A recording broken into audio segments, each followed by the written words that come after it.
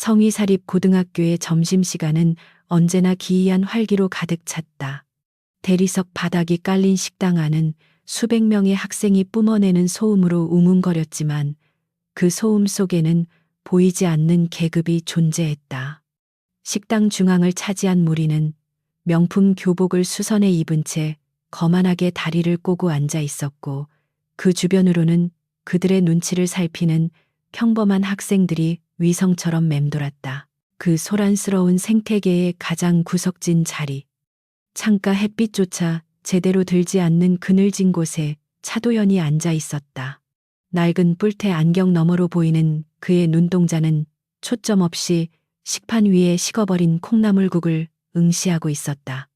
구부정한 어깨와 헝클어진 머리카락은 그를 존재감 없는 무생물처럼 보이게 만들었다. 그는 마치 이 학교의 배경 화면처럼 누구의 시선도 끌지 않은 채 조용히 밥알을 씹었다. 도연의 젓가락질은 느리고 단조로웠다. 주변의 소음이 파도처럼 밀려와도 그의 고요한 세계는 흔들리지 않았다. 하지만 그의 내면은 겉모습과는 정반대로 날카로운 칼날 위를 걷고 있었다.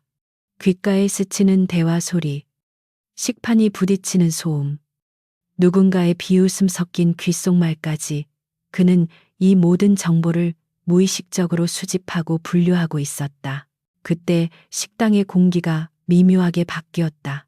웅성거리던 소음이 일순간 잦아들더니 중앙 테이블을 향해 홍해처럼 길이 갈라졌다. 그 길을 따라 송재민이 등장했다. 성의재단 이사장의 조카이자 이 학교의 실질적인 지배자인 그는 주머니에 손을 꽂은 채 거들먹거리며 걸어왔다. 그의 뒤로는 충직한 사냥개 노릇을 하는 추종자들이 낄낄거리며 따르고 있었다. 재민의 시선이 식당을 훑더니 구석에 박혀있는 도연에게 멈췄다. 그의 입가에 비릿한 미소가 번졌다. 지루한 일상의 장난감이 발견되었다는 신호였다. 재민은 방향을 틀어 도연이 앉은 테이블로 다가왔다. 주변 학생들은 숨을 죽인 채 그 광경을 지켜보았다. 도연은 다가오는 발자국 소리의 리듬만으로도 상대가 누구인지, 어떤 의도를 품고 있는지 이미 파악하고 있었다. 어이, 흙수저. 재민의 목소리가 도연의 머리 위에서 떨어졌다. 도연은 젓가락질을 멈추고 천천히 고개를 들었다. 두꺼운 안경알 뒤에 숨겨진 그의 눈은 겁에 질린 듯 흔들리고 있었다. 완벽한 연기였다. 그는 의자에서 엉거주춤 일어나며 허리를 굽혔다. 아, 재민아, 안녕. 도연의 목소리는 작고 떨렸다. 재민은 그런 도연의 반응이 만족스러운 듯 콧방귀를 뀌었다.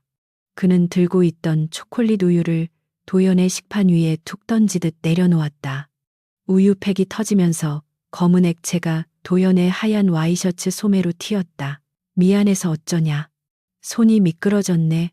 재민의 사과는 조롱으로 가득 차 있었다. 주변의 추종자들이 킬킬거리며 웃음을 터뜨렸다. 도연은 황급히 휴지를 꺼내 얼룩진 소매를 닦아냈다. 뜨거운 모욕감이 목구멍까지 차올랐지만 그는 능숙하게 감정을 억누르며 다시 한번 고개를 숙였다. 괜찮아. 내가 닦으면 돼. 정말 괜찮아. 도연이 굽신거리며 사과하는 동안 그의 머릿속에서는 전혀 다른 계산이 돌아가고 있었다. 송재민과의 거리 5미터. 오른손에 쥔 젓가락을 경동맥에 꽂는 데 필요한 시간 8초. 주변의 경호원 역할을 하는 학생들을 제압하고 탈출 경로를 확보하는 데까지 걸리는 시간 15초. 시뮬레이션은 순식간에 끝났고 결과는 언제나 그의 승리였다. 하지만 도연은 주먹을 쥐는 대신 젖은 휴지를 움켜쥐었다. 아버지와의 약속이 그의 발목을 잡고 있었다. 조직 흑련의 후계자로서 자격을 증명하기 위한 마지막 관문. 그것은 3년 동안 철저하게 평범한 약자로 살아남는 것이었다. 폭력을 쓰지 않고, 정체를 들키지 않고, 굴욕을 견뎌내는 인내심을 증명해야 했다. 야, 반응이 왜 이렇게 재미없냐? 재민이 도연의 어깨를 툭툭 치며 시비를 걸었다. 도연의 무반응이 오히려 그의 심기를 건드린 모양이었다. 재민은 도연의 턱을 잡아 강제로 들어 올렸다. 날카로운 손톱이 도연의 피부를 파고들었다. 도연은 눈을 내리깔고 시선을 피했다. 맹수가 발톱을 숨기듯 그는 살기를 감추고 무력한 초식동물의 눈빛을 흉내냈다. 너 같은 놈들이 이 학교 물을 흐리는 거야. 주제를 알아야지. 재민은 혐오스럽다는 듯 도현의 얼굴을 밀쳐냈다. 도현은 비틀거리며 뒤로 물러났다. 식당 안의 모든 시선이 그에게 꽂혔다. 동정, 경멸, 안도감, 자신들이 타겟이 아니라는 안도감이 섞인 그 시선들이 도연의 등을 찔러댔다. 재민은 흥미를 잃었다는 듯 침을 뱉고는 자신의 무리와 함께 자리를 떴다. 재민이 사라지자 식당은 다시 웅성거림으로 채워졌다. 아무도 도연에게 다가와 괜찮냐고 묻지 않았다. 철저한 고립, 그것이 도연이 선택한 생존 방식이었다. 그는 아무 일도 없었다는 듯 자리에 앉아 식어버린 국을 다시 떠먹기 시작했다. 모욕은 잠시였지만 배고픔은 현실이었다.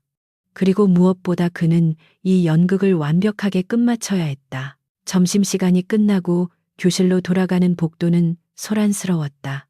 도연은 인파에 섞여 그림자처럼 움직였다.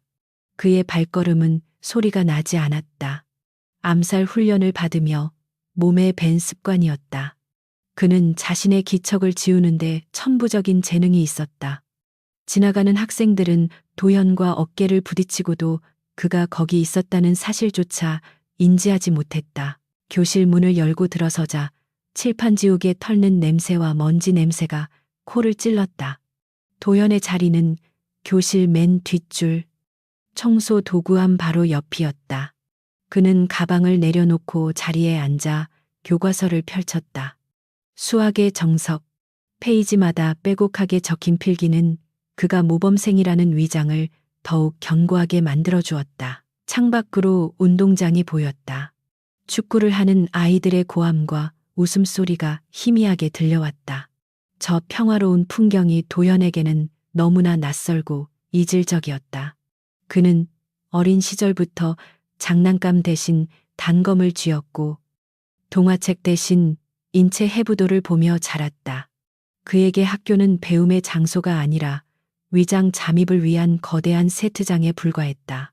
차도현, 매점 가서 빵 좀 사와라. 뒷문이 열리며 재민의 패거리 중 한 명인 김민수가 들어왔다.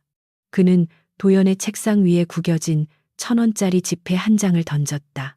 빵과 우유를 사고도 턱없이 부족한 금액이었다. 교실 안의 분위기가 싸늘하게 가라앉았다. 아이들은 도연이 어떻게 반응할지 숨죽여 지켜보았다. 도연은 말없이 지폐를 집어들었다. 거절은 또 다른 폭력을 부르고 폭력은 주목을 끈다. 주목을 받는 것은 임무 실패를 의미했다. 그는 군말 없이 자리에서 일어났다. 비굴해 보일 정도로 빠른 수능이었다. 민수는 킬킬거리며 도연의 등을 세게 때렸다.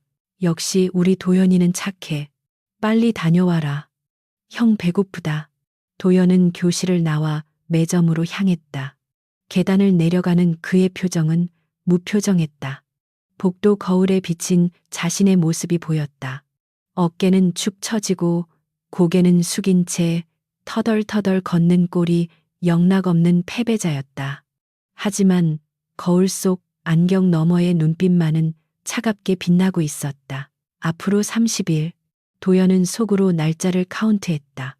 30일만 지나면 이 지루하고 역겨운 연극도 끝이다. 그때가 되면 그는 아버지의 뒤를 이어 흑년의 주인이 된다.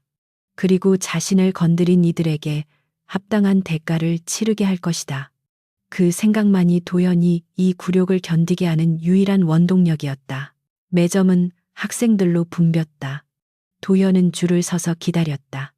그의 앞에는 여학생들이 제잘거리며 연예인 이야기를 하고 있었다. 평범한 대화, 평범한 고민들. 도연은 그들의 대화를 들으며 자신이 속한 세계와의 괴리감을 느꼈다. 그에게 있어 가장 큰 고민은 오늘 밤 조직 내의 반역자가 보낸 암살자를 어떻게 처리하느냐는 것이었다. 빵과 우유를 사들고 교실로 돌아가는 길. 도연은 옥상으로 이어지는 계단참에서 낯선 인기척을 느꼈다. 일반 학생의 기척이 아니었다. 발소리를 죽이고 호흡을 조절하는 훈련받은 자의 기척이었다. 도연의 근육이 순간적으로 긴장했다. 본능이 경고음을 울렸다. 그는 걸음을 멈추지 않고 자연스럽게 신발끈을 묶는 척하며 몸을 숙였다. 그 순간 날카로운 바람 소리와 함께 무언가가 그의 머리 위를 스치고 지나가 벽에 박혔다. 작은 쇠구슬이었다. 만약 그가 몸을 숙이지 않았다면 정확히 관자놀이를 가격했을 것이다. 도연은 신발끈을 묶는 자세 그대로 곁눈질로 위쪽을 살폈다. 옥상 문 틈새로 검은 그림자가 일렁였다가 사라졌다. 학교 안에 외부인이 침입했다. 그것도 자신을 노리고 도연은 태연하게 일어나 빵봉지를 털며 다시 걷기 시작했다. 심장 박동은 여전히 차분했다. 테스트인가? 아니면 진짜 암살인가? 조직 내부에 누군가가 그를 시험하고 있거나 아니면 그의 위치가 발각된 것이다. 어느 쪽이든 상황은 재미있게 돌아가고 있었다. 도연의 입가에 옅은 미소가 스쳤다. 그것은 학교에서 보여주던 비굴한 미소가 아니었다.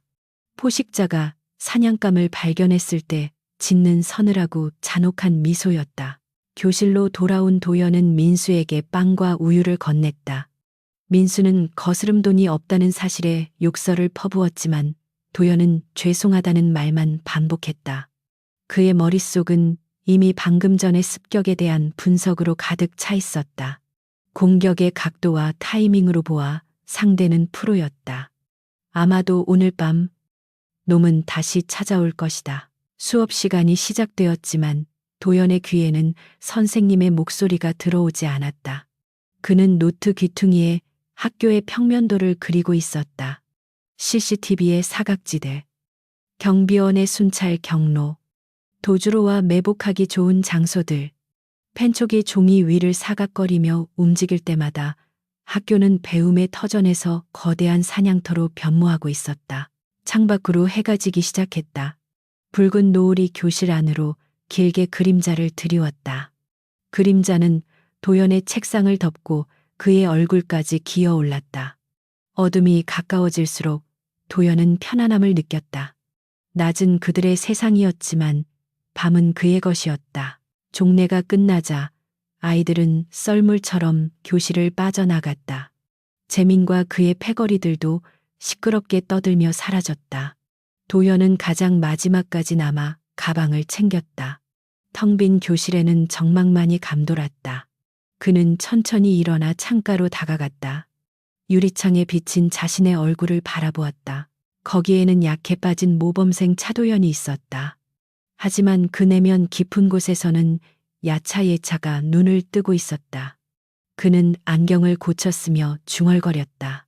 목소리는 낮았지만 그 울림은 명확했다. 기다려.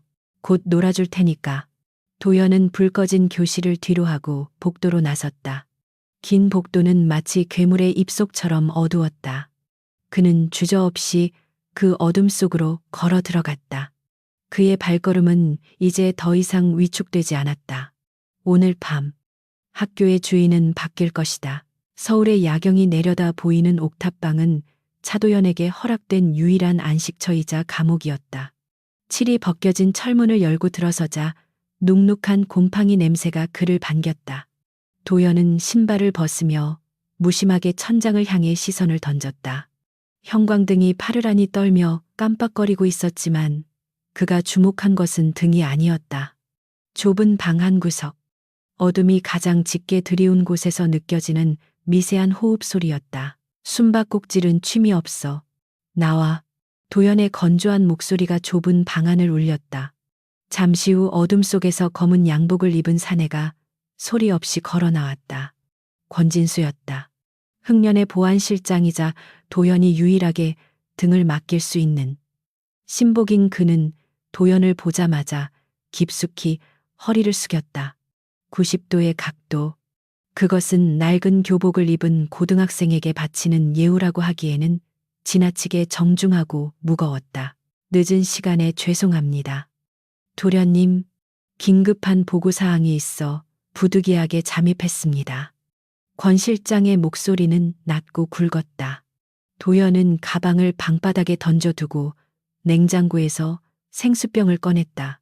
뚜껑을 비틀었다는 그의 손등에는 핏줄이 선명하게 돋아 있었다. 오늘 낮 학교 옥상에서 날아왔던 쇠구슬의 잔상이 아직도 그의 신경을 긁고 있었다. 아버지는 오늘 오후에 또 한 번의 고비를 넘기셨습니다.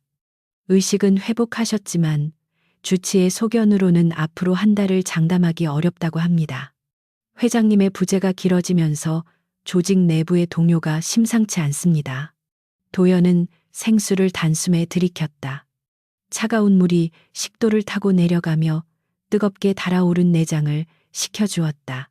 아버지가 쓰러진 후 흥녀는 마치 피냄새를 맡은 상어떼처럼 요동치고 있었다. 그 혼란을 잠재울 유일한 방법은 후계자인 도연이 정식으로 등극하는 것뿐이었다. 하지만 아직은 때가 아니었다. 마석훈 이사가 움직이기 시작했어. 오늘 학교에서 인사가 있었거든. 도연의 말에 권 실장의 눈빛이 매섭게 변했다. 그는 품 안에서 태블릿 PC를 꺼내 도연에게 건넸다. 화면에는 오늘 학교 주변의 CCTV 영상이 캡처되어 있었다. 학교 정비업체 트럭, 수상해 보이는 인부들의 동선, 그리고 옥상으로 향하는 흐릿한 그림자까지. 권 실장은 이미 모든 분석을 마친 상태였다. 마 이사가 고용한 용병들입니다. 청소부라고 불리는 놈들인데 실력이 제법 거칩니다. 도련님의 위치가 노출된 것 같습니다. 즉시 경호를 강화하고 거처를 옮기셔야 합니다. 이 옥탑방은 더 이상 안전하지 않습니다. 권 실장의 제안은 타당했다. 하지만 도연은 고개를 저었다. 그는 창문 틈으로 들어오는 도시의 불빛을 응시했다. 지금 도망친다면 그것은 사냥감이 되는 것을 인정하는 꼴이었다. 포식자는 결코 자신의 영역을 버리고 도망치지 않는다. 단지 몸을 숨기고 때를 기다릴 뿐이다. 아니, 놔도 내가 사라지면 놈들은 더 노골적으로 나올 거야. 학교라는 울타리가 오히려 놈들의 행동을 제약하는 방패가 될 수 있어.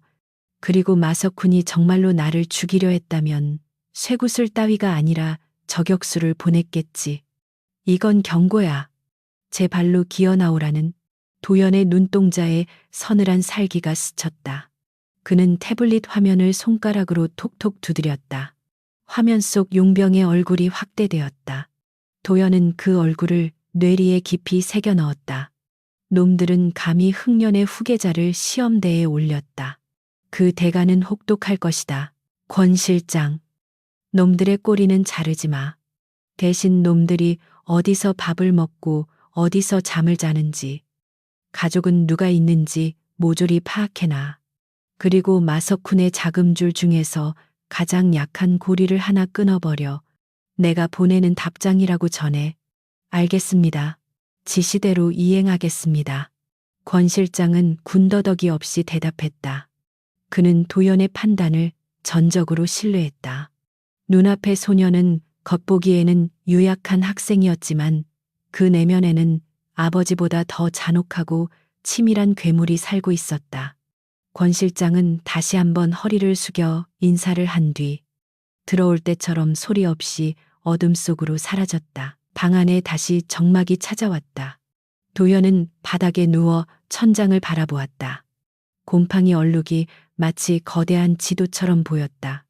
내일은 또다시 학교라는 전장으로 나가야 했다. 송재민이라는 철없는 폭군과 마석훈이라는 노예한 반역자 사이에서 줄타기를 해야 하는 이 상황이 도현은 묘하게 즐거웠다. 다음 날 아침, 성희 고등학교의 교무는 여느 때와 다름없이 위압적이었다. 도현은 교복 단추를 끝까지 채우고 뿔테 안경을 코끝까지 올려 쓴 채 교문을 통과했다. 등교하는 학생들의 활기찬 웃음소리가 도연의 귀에는 마치 다른 차원의 소음처럼 들렸다. 그는 고개를 숙이고 최대한 존재감을 지운 채 교실로 향했다. 교실 문을 열자마자 팽팽한 긴장감이 피부에 와닿았다. 공기의 흐름이 어제와는 달랐다. 교실 중앙에는 송재민이 책상 위에 걸터 앉아 있었고 그 주변을 패거리가 둘러싸고 있었다. 하지만 오늘의 분위기는 단순한 잡담이 아니었다. 그들의 시선이 한 곳을 향해 모여 있었기 때문이다. 그 시선의 끝에는 이유나라는 여학생이 있었다. 반에서 존재감이 거의 없는 조용하고 평범한 학생이었다. 그녀는 지금 자신의 책상 앞에 서서 어쩔 줄 몰라 하며 떨고 있었다. 유나의 책상은 온통 낙서로 뒤덮여 있었고 교과서는 찢겨 바닥에 널브러져 있었다. 야, 이유나. 내가 어제 숙제 좀 보여달라고 했지. 근데 이게 뭐야. 다 틀렸잖아. 재민이 찢어진 노트 한 장을 유나의 얼굴에 들이밀며 으르렁거렸다. 사실 그것은 핑계에 불과했다. 재민은 어제 도연에게서 느꼈던 미묘한 패배감을 해소할 화풀이 대상이 필요했던 것이다. 도연이 반응하지 않자 그는 타깃을 바꿔 더 잔인한 방법으로 자신의 지배력을 확인하려 하고 있었다. 유나는 울먹이며 고개를 저었다. 미안해. 재민아. 일부러 그런 게 아니야. 정말이야. 미안하면 다야. 내 수행평가 점수 깎이면 네가 책임질 거야. 재민이 발로 책상을 걷어찼다. 쾅 하는 소리와 함께 책상이 넘어지며 유나의 필통이 바닥으로 쏟아졌다. 교실 안의 다른 학생들은 모두 숨을 죽인 채 외면하고 있었다. 누구도 나서서 재민을 말릴 용기가 없었다. 그것이 이 교실의, 아니, 이 학교의 룰이었다. 도연은 조용히 자신의 자리로 가서 가방을 내려놓았다. 그는 이 상황을 철저히 방관해야 했다. 나서는 순간 모든 위장은 깨진다. 하지만 재민의 시선이 집요하게 도연을 쫓고 있었다. 재민은 유나를 괴롭히면서도 곁눈질로 도연의 반응을 살피고 있었다. 이것은 유나를 향한 폭력이 아니라 도연을 향한 도발이었다. 야, 찐따. 너도 와서 한마디 해. 이 기집애가 우리 반 물리는 거 어떻게 생각하냐. 재민이 도연을 지목했다. 순식간에 모든 시선이 도연에게 쏠렸다. 유나 역시 눈물이 가득 고인 눈으로 도연을 바라보았다. 구조를 요청하는 애처로운 눈빛이었다. 도연의 심장 박동은 여전히 평온했지만 머릿속에서는 수십 가지의 경우의 수가 충돌하고 있었다. 여기서 유나를 도우면 재민의 타깃은 다시 도연에게 돌아올 것이다. 그것은 견딜 수 있다. 하지만 그렇게 되면 도연의 약자 캐릭터에 금이 간다. 약자는 강자에게 대항하지 못한다. 약자는 불의를 보고도 침묵한다. 그것이 그가 연기해야 할 역할이었다. 그러나 도연의 본능, 흑년의 후계자로서의 자존심은 저런 하찮은 양아치가 자신의 영역에서 날뛰는 것을 용납하기 힘들었다.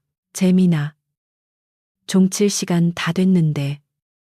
선생님 오시겠다. 도연은 최대한 비굴하고 떨리는 목소리로 말했다.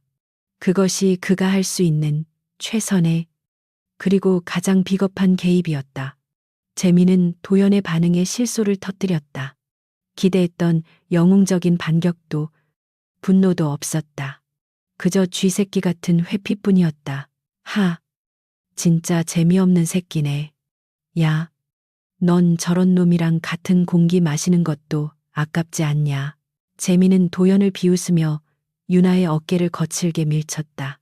유나는 비틀거리며 넘어졌고 하필이면 바닥에 쏟아진 압정 위로 손을 짚었다. 짧은 비명과 함께 유나의 손바닥에서 붉은 피가 배어 나왔다. 선명한 핏방울이 교실 바닥에 떨어졌다. 그 순간 도연의 안경 너머 눈동자가 칠흑처럼 어두워졌다. 피냄새. 그것은 도연의 야성을 깨우는 트리거였다. 그는 무의식적으로 주먹을 꽉 쥐었다. 손톱이 살을 파고들 정도로 강한 힘이었다. 당장 저 자리로 달려가 재민의 목을 꺾어버리고 싶은 충동이 쓰나미처럼 밀려왔다. 하지만 그는 움직이지 않았다. 대신 그는 책상 아래로 손을 내려 주머니 속에 있던 무언가를 만지작거렸다. 날카롭게 갈아둔 샤프 심통이었다. 그는 숨을 깊게 들이마시며 끓어오르는 살기를 억눌렀다. 지금은 아니다. 아직은 아니다. 하지만 송재민은 방금 넘지 말아야 할 선을 넘었다. 재민은 피를 보고 당황한 듯 잠시 멈칫했지만 곧 뻔뻔한 표정으로 돌아왔다. 어이쿠, 조심 좀 하지. 보건실이나 가봐. 재민은 흥미가 떨어졌다는 듯 자리로 돌아갔다. 친구들이 유나를 부축해 교실을 나갔다. 도연은 묵묵히 책을 펼쳤다. 글자가 눈에 들어오지 않았다. 그의 머릿속에는 오직 하나의 생각만이 맴돌았다. 송재민. 그리고 그 뒤에 숨어 자신을 조종하려는 보이지 않는 손. 그들 모두를 어떻게 요리할 것인가. 수업 시작 종이 울렸다. 선생님이 들어와 출석을 불렀다. 도연은 네라고 대답했다. 그의 목소리는 평소와 다름없이 작고 힘없었지만 그 속에 담긴 무게는 천근만근이었다. 칠판을 바라보는 도연의 눈빛은 더 이상 학생의 것이 아니었다. 그것은 먹잇감을 앞에 둔 사냥꾼의 눈, 차갑고 집요하게 빛나는 야차의 눈이었다. 교탁 아래로 떨어진 유나의 핏자국이 도연의 시야에 들어왔다. 그 붉은 점이 마치 도연에게 말을 거는 것 같았다. 복수는 차갑게 식혀서 먹어야 맛있는 법이다. 도연은 입가에 보일 듯 말 듯 한 미소를 띄었다. 오늘 밤 누군가는 반드시 피를 보게 될 것이다. 해질녘의 성위 고등학교는 낮과는 또 다른 얼굴을 하고 있었다. 붉게 타오르던 노을이 검푸른 어둠에 잡아먹히자 교정 곳곳에 켜진 가로등이 기괴한 그림자를 길게 늘어뜨렸다. 대다수의 학생이 야간 자율학습을 위해 교실에 남아 있었지만 학교의 사각지대인 구간 체육관 뒤편은 정막만이 감돌았다. 그 정막을 깨는 것은 거친 숨소리와 낄낄거리는 웃음소리뿐이었다. 뛰어. 토끼야. 잡히면 죽는다고 했잖아. 송재민의 목소리가 텅 빈 체육관 벽을 타고 울렸다. 그는 한 손에 야구 방망이를 쥔 채 여유롭게 바닥을 탁탁 두드렸다. 그의 뒤에는 김민수를 포함한 3명의 패거리가 사냥개처럼 도연을 포위하고 있었다. 그들이 벌이는 놀이는 단순했다. 토끼몰이. 정해진 구역 안에서 도망 다니는 도연을 잡거나 때리는 지극히 원초적이고 폭력적인 유희였다. 차도연은 낡은 매트리스 더미 뒤에 몸을 숨기고 거친 숨을 몰아쉬었다. 이마에서 흐른 땀이 안경알을 타고 내려와 시야를 흐렸다. 겉보기에는 공포에 질려 도망치는 약자의 모습 그 자체였다. 하지만 그의 안경 너머 눈동자는 어둠 속에서도 차갑게 빛나고 있었다. 그는 공포를 느끼는 대신 체육관의 구조와 적들의 위치, 그리고 그들의 움직임 패턴을 정밀하게 분석하고 있었다. 송재민. 3시 방향, 거리 5m. 김민수. 9시 방향, 거리 3m. 나머지 둘은 퇴로 차단. 도연은 호흡을 조절하며 심박수를 낮췄다. 당장이라도 달려나가 저들의 무릎 관절을 박살내고 싶다는 충동이 뇌리를 스쳤지만 그는 아직 차도연이어야 했다. 그는 주변을 두리번거리다 발밑에 놓인 낡은 배구공 하나를 발견했다. 우연을 가장한 필연을 만들기에 적당한 도구였다. 찾았다. 이 새끼야. 김민수가 매트리스 뒤로 불쑥 나타나며 손을 뻗었다. 도연은 비명을 지르며 뒷걸음질 쳤다. 그 동작은 겉보기엔 엉성하고 다급해 보였지만 실제로는 계산된 회피 기동이었다. 민수의 손이 도연의 멱살을 스치고 허공을 갈랐다. 도연은 중심을 잃은 척하며 옆으로 넘어졌고 그 반동으로 발밑에 있던 배구공이 굴러갔다. 굴러간 공은 정확히 달려오던 송재민의 발 앞으로 향했다. 야구 방망이를 휘두르며 기세를 올리던 재민은 발밑의 공을 미처 피하지 못하고 휘청거렸다. 하는 소리와 함께 재민이 중심을 잃고 앞으로 고꾸라졌다. 하필이면 그가 넘어지는 방향에는 쇠로 된 배틀 지지대가 있었다. 쾅하는 둔탁한 소리와 함께 재민의 정강이가 쇠기둥에 부딪혔다. 아악 내 다리. 재민의 비명이 체육관을 찢을 듯이 울려 퍼졌다. 순식간에 분위기가 얼어붙었다. 도연을 쫓던 패거리들이 사색이 되어 재민에게 달려갔다. 도연은 바닥에 주저앉은 채 벌벌 떠는 연기를 계속했지만 속으로는 차가운 냉소를 짓고 있었다. 뼈에는 이상이 없겠지만 근육과 신경에는 꽤 짜릿한 고통이 전해졌을 것이다. 야, 이 병신들아, 뭐 하고 있어? 저 새끼 앉아봐. 재민이 고통으로 일그러진 얼굴로 소리를 질렀다. 그의 화살은 넘어진 자신이 아니라 공을 제대로 치우지 않은 혹은 도연을 제대로 몰지 못한 부하들에게 향했다. 김민수가 당황하며 도연에게 다가왔다. 그의 눈에는 도끼가 서려 있었다. 재민에게 깨진 자존심을 도연에게 화풀이하려는 심산이었다. 민수가 도연의 멱살을 잡고 거칠게 일으켜 세웠다. 너 이 새끼, 일부러 그랬지. 민수의 주먹이 도연의 복부를 향해 날아왔다. 도연은 피할 수 있었다. 아니, 피하는 것뿐만 아니라 상대의 손목을 꺾어버릴 수도 있었다. 하지만 그는 그러지 않았다. 대신 복근에 순간적으로 힘을 주어 충격을 최소화하는 동시에 입으로는 억하는 과장된 신음을 내뱉으며 뒤로 나뒹굴었다. 도연이 쓰러진 곳은 낡은 청소도 구함 옆이었다.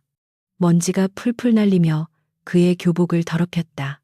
민수는 분이 풀리지 않는지 쓰러진 도연을 발로 차려 했다. 그때 도연이 바닥을 기며 민수의 발목을 잡는 듯한 신음을 했다. 자, 잘못했어. 민수야, 제발.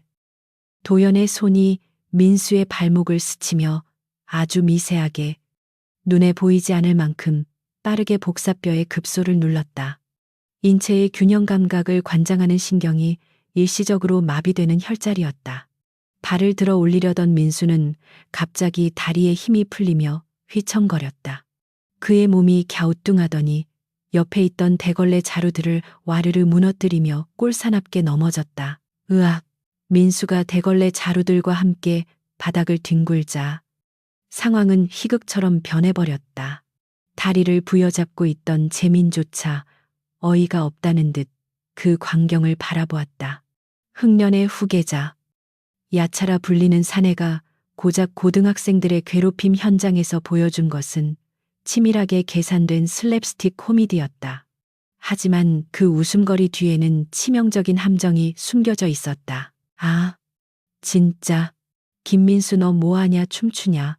재민이 짜증 섞인 목소리로 쏘아붙였다. 민수는 얼굴이 벌개져서 일어났다.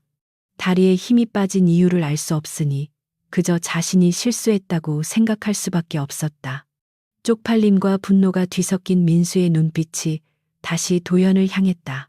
하지만 이번에는 재민이 제지했다. 그만해. 쪽팔려서 원. 야. 흙수저. 운 좋은 줄 알아라. 재민은 욱신거리는 정강이를 문지르며 절뚝거렸다. 흥이 깨져버린 것이다. 그는 도연을 노려보며 침을 뱉었다. 내일 학교에서 보자. 그땐 숨바꼭질 말고 다른 거 할 거니까 기대해. 재민과 패거리들이 욕설을 내뱉으며 체육관을 빠져나갔다. 쾅하고 철문이 닫히는 소리가 들리고 나서야 도연은 천천히 몸을 일으켰다. 먼지 투성이인 교복을 털어내며 그는 안경을 고쳤었다. 그의 표정에서 비굴함은 씻은 듯이 사라져 있었다. 도연은 자신의 손바닥을 내려다보았다. 아까 민수의 발목을 눌렀던 손끝에 미세한 감각이 남아 있었다. 힘 조절은 완벽했다. 의심을 사지 않으면서 상대를 무력화하고 내부의 분열을 유도하는 것. 오늘 그는 물리적 폭력 없이도 그들을 농락했다. 김민수, 자존심이 강하고 인정 욕구가 높은 타입. 오늘 송재민 앞에서 보인 추태는 그에게 큰 상처가 됐을 거야. 도연은 민수가 재민을 바라볼 때 순간적으로 스쳤던 반감을 놓치지 않았다. 그 작은 틈새가 바로 도연이 파고들 균열이었다. 송재민의 권력은 공포와 돈에서 나오지만 그 기반은 얇은 얼음판과 같았다. 도연은 그 얼음판을 깨트릴 준비를 하고 있었다. 체육관을 나와 어둠이 깔린 교정을 걷던 도연의 주머니에서 진동이 울렸다. 대포폰이었다. 발신자 표시 제한. 그는 주위를 살핀 뒤 전화를 받았다. 말해. 도련님. 지시하신 작업 완료했습니다. 권 실장의 목소리였다. 송재민의 부친. 송영태 검사장의 차명 계좌 중 하나를 동결시켰습니다. 겉으로는 금융당국의 불시 점검처럼 보이게 위장했습니다. 그리고 그 계좌와 연결된 페이퍼 컴퍼니가 흑년의 경쟁 조직인 백사파와 연루되어 있다는 증거를 익명으로 검찰 내부 감사실에 흘렸습니다. 도연의 입꼬리가 살짝 올라갔다. 반응은 예상대로입니다. 송 검사장은 지금 펄펄 뛰고 있습니다. 당장 자금줄이 막히고 내부 감사가 들어오면 아들의 학교 생활 따위에 신경 쓸 겨를이 없을 겁니다. 오히려 아들이 사고를 치고 다니는 것이 자신의 입지에 흠집을 낼까봐 전전긍긍하겠죠. 좋아. 송재민이 집에서 어떤 대우를 받게 될지 눈에 선하군. 벼랑 끝에 몰린 쥐는 고양이를 무는 게 아니라 옆에 있는 다른 쥐를 물어뜯게 되어 있어. 도연은 전화를 끊고 하늘을 올려다보았다. 먹구름 사이로 희미한 달빛이 비쳤다. 송재민은 내일부터 더욱 포악해질 것이다. 집안에서의 압박과 스트레스를 풀기 위해 학교에서 더 날뛸 것이 분명했다. 그리고 그 폭주는 결국 자신의 목을 조르는 올가미가 될 것이다. 교문을 나서려던 도연은 멈칫했다. 교문 옆 경비실 앞 가로등 아래에 누군가 서 있었다. 마석훈 이사의 끈앞풀이 아니었다. 뜻밖에도 그것은 이윤아였다. 그녀는 손에 붕대를 감은 채 불안한 듯 서성이고 있었다. 도연을 발견한 그녀의 눈이 커졌다. 도연아. 그녀가 조심스럽게 다가왔다. 도연은 다시 어깨를 구부리고 시선을 피하는 연기를 시작하려 했다. 하지만 윤아의 다음 행동이 그를 멈칫하게 만들었다. 그녀는 도연의 더러워진 교복과 헝클어진 머리를 보더니 주머니에서 밴드와 연고를 꺼내 내밀었다. 너, 아까 나 때문에 미안해. 나 대신 재민이한테 찍힌 거지. 아까 체육관으로 끌려가는 거 봤어. 선생님한테 말하려고 했는데 너무 무서워서. 윤아의 목소리는 떨리고 있었지만 그 속에는 진심 어린 걱정이 담겨 있었다. 도연은 그녀가 내민 연고를 멍하니 바라보았다. 흑년의 후계자로 살아오면서 수많은 뇌물과 충성 맹세는 받아봤어도 이런 순수한 호의를 받아본 적은 없었다. 이것은 그의 계산에 없던 변수였다. 도연은 잠시 고민하다가 떨리는 손으로 연고를 받아들었다. 고마워. 근데 나 괜찮아. 그냥 넘어진 거야. 거짓말. 너 옷 다 찢어졌잖아. 윤아는 울먹이며 도연의 옷자락을 잡았다. 도망가자. 도연아, 전학 가는 게 어때? 저런 애들이랑 엮이면 너만 다쳐. 내가 증언해 줄게. 경찰에 신고하자. 경찰. 도연에게는 가장 우스운 단어였다. 대한민국 경찰과 검찰의 절반은 흑년의 장학생들이었다.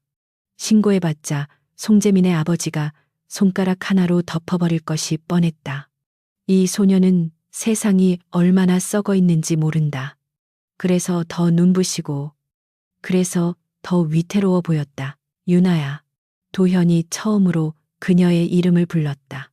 목소리 톤이 아주 살짝 낮아졌다. 걱정해줘서 고마워. 하지만 괜찮을 거야. 정말로. 도연은 그녀의 눈을 똑바로 바라보았다. 안경 너머의 눈빛이 순간적으로 깊고 고요해졌다. 윤아는 그 눈빛에 홀린 듯 잠시 말을 잃었다. 방금 전까지 겁에 질린 소년이라고는 믿기지 않을 만큼 단단한 눈빛이었다. 빨리 들어가. 밤길 위험해. 도연은 짧게 말하고는 그녀를 지나쳐 걸어갔다. 뒤에서 유나가 무언가 더 말하려는 기척이 느껴졌지만 그는 돌아보지 않았다. 순수한 호의는 약점이다. 지금 그에게 필요한 것은 냉철한 이성뿐이었다. 하지만 주머니 속에 넣은 연고의 차가운 감촉이 묘하게 신경 쓰였다. 집으로 돌아가는 버스 안, 도연은 창밖을 바라보며 다음 수를 생각했다. 송재민의 자금줄 차단은 시작에 불과했다. 내일은 학교 내에서 여론을 움직일 차례였다. 익명 게시판, 찌라시, 그리고 김민수, 이 세 가지 요소를 적절히 배합하면 송재민의 왕국은 내부에서부터 무너져 내릴 것이다. 그리고 마석훈, 그 늙은 여우도 가만히 있지는 않을 것이다. 오늘 체육관에서의 소동은 마석훈의 감시망에도 포착되었을 것이다. 도연이 일방적으로 당하는 모습이 보고되었겠지만 마석훈 같은 의심 많은 자는 그 너머를 보려 할 수도 있다. 더 완벽하게 속여주지. 당신이 방심해서 내 목덜미를 물려고 달려들 때 그때가 바로 당신의 숨통이 끊어지는 순간이야. 도연은 차창에 비친 자신의 얼굴을 보며 미소 지었다. 버스가 한강 다리를 건너고 있었다. 검은 강물이 도시의 불빛을 삼키며 유유히 흐르고 있었다. 마치 도연의 내면에 잠재된 야망처럼. 집에 도착한 도연은 곧바로 노트북을 켰다. 보안 프로그램이 작동하며 암호화된 메신저가 열렸다. 그는 유령 고스트라는 아이디로 접속해 학교 익명 커뮤니티의 관리자 권한을 해킹하기 시작했다. 키보드를 두드리는 그의 손가락은 피아니스트처럼 현란했다. 송재민 패거리 내부 고발. 김민수. 사실은 송재민의 샌드백, 송검 사장. 불법 자금 의혹. 아들은 학교 폭력 가해자. 도연은 자극적인 제목의 글들을 예약 전송으로 설정해 두었다. 이 글들은 내일 아침 조회 시간에 맞춰 전교생의 스마트폰 알람을 울리게 될 것이다. 사실과 거짓이 교묘하게 섞인 정보는 핵폭탄보다 강력한 파괴력을 가진다. 엔터키를 누르는 도연의 눈이 형형하게 빛났다. 선은 이미 넘었다. 이제는 그 선을 지우고 새로운 선을 그을 차례였다. 자신의 발 아래 그들이 무릎 꿇을 선을. 성희 고등학교의 아침은 평소와 다른 종류의 소음으로 시작되었다. 조회 시간이 되기도 전 교실 곳곳에서 학생들의 스마트폰 알림음이 동시다발적으로 울려 퍼졌다. 성희고 대나무 숲과 익명 커뮤니티에 올라온 게시글 하나가 순식간에 전교생의 타임라인을 점령했다. 송재민 패밀리의 실체 충견인가? 샌드백인가라는 자극적인 제목의 글은 김민수가 그동안 송재민에게 당했던 모욕적인 일화들과 송재민 집안의 비리 의혹을 교묘하게 엮어놓고 있었다. 교실 뒤편에 앉은 김민수의 얼굴이 불그락푸르락 변해갔다. 게시글에는 그가 송재민의 대리시험을 봐준 일, 빵 셔틀 노릇을 하며 뒤에서 욕을 먹은 일들이 마치 옆에서 지켜본 것처럼 상세하게 적혀 있었다. 아이들이 힐끔거리는 시선이 민수의 등에 화살처럼 박혔다. 그것은 그동안 그가 누려왔던 이인자로서의 공포가 아니라 노예를 바라보는 비웃음과 동정이었다.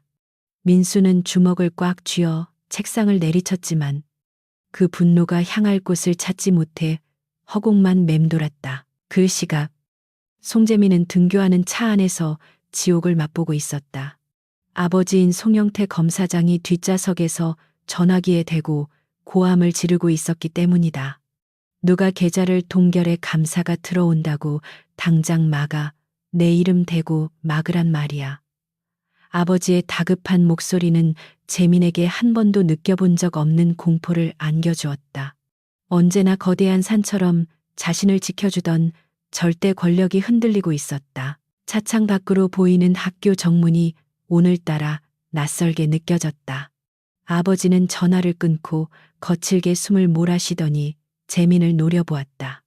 학교에서 쥐 죽은 듯이 있어. 사고 치면 그땐 호적에서 파버릴 줄 알아. 아버지의 살벌한 경고는 재민의 자존심에 깊은 스크래치를 냈다. 그는 차에서 내려 교문을 통과했지만 평소처럼 당당하게 어깨를 펼 수 없었다.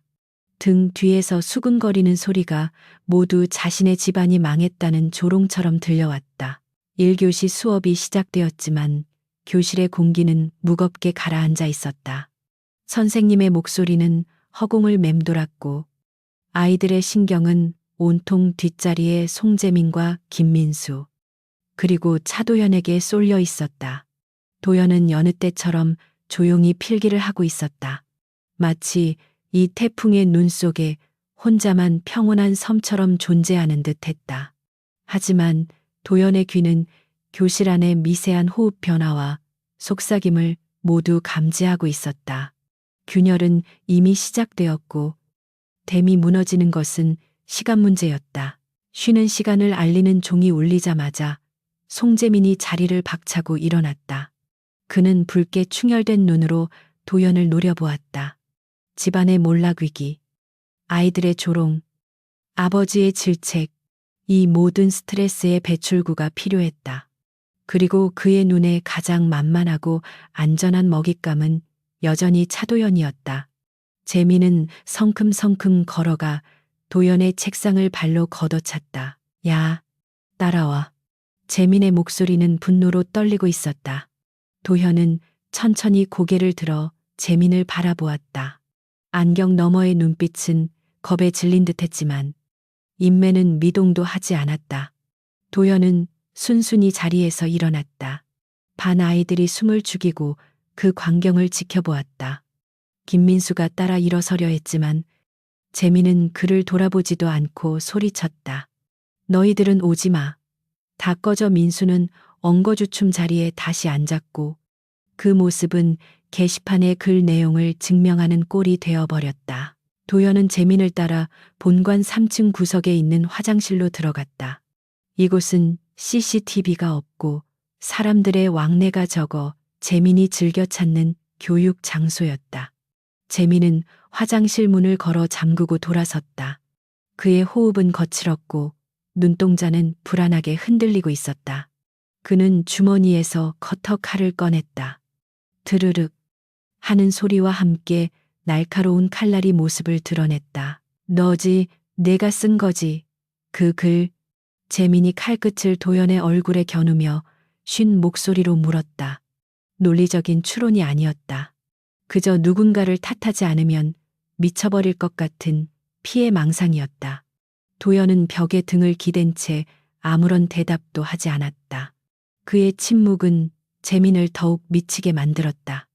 재민은 칼을 휘두르며 도연에게 다가갔다. 말에 네가 썼다고 말하라고. 이거지 같은 새끼가 어디서 감히.